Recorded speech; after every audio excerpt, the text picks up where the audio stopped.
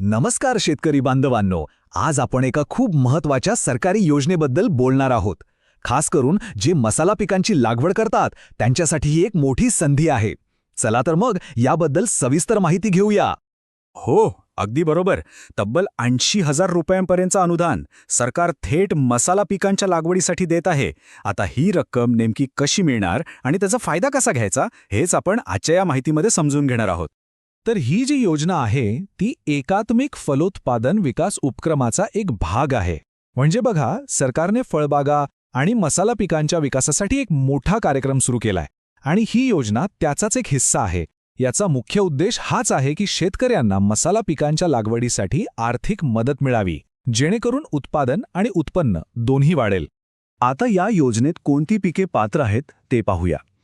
तर बघा, हळद, आले, मिरची यांसारखी जी आपली रोजच्या वापरातली पिकं आहेत ती तर आहेतच, पण त्यासोबतच काळी मिरी, लवंग आणि दालचिनी यांसारख्या मौल्यवान पिकांचाही यात समावेश केलेला आहे. चला आता जरा खोलात जाऊन पाहूया, म्हणजे या योजनेचे नेमके आर्थिक फायदे काय आहेत आणि त्यासाठी जमिनीच्या काय अटी ठेवल्या आहेत हे सविस्तरपणे बघू. तर यातला एक महत्त्वाचा मुद्दा म्हणजे जमिनीच्या मर्यादेचा.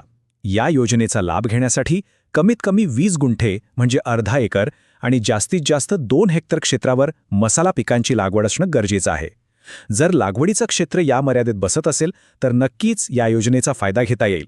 आता अनुदानाबद्दल बोलायचं झालं तर सर्वसाधारणपणे या योजनेतून प्रति हेक्टर 20,000 ते 40,000 रुपयांपर्यंत अनुदान दिलं जातं. अर्थात ही रक्कम आपण कोणतं पीक लावलं आहे यावर अवलंबून असते. चला पुढच्या स्लाइडवर बघूया की कोणत्या पिकासाठी नक्की किती अनुदान आहे.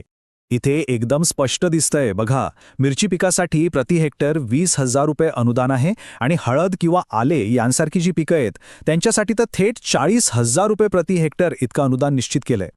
आता सगळ्यात महत्त्वाचा प्रश्न की या योजनेसाठी अर्ज करायचा कसा.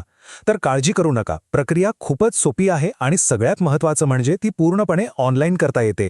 तर अर्ज करायची प्रक्रिया एकदम सोपी आहे. फक्त या 4 पायऱ्या आहेत. सगळ्यात आधी महाडीबीटी फार्मर पोर्टलवर जायचं. ही शेतकऱ्यांसाठीची सरकारी वेबसाईट आहे. तिथे गेल्यावर आपला जो फार्मर आयडी आहे तो वापरून लॉग इन करायचं.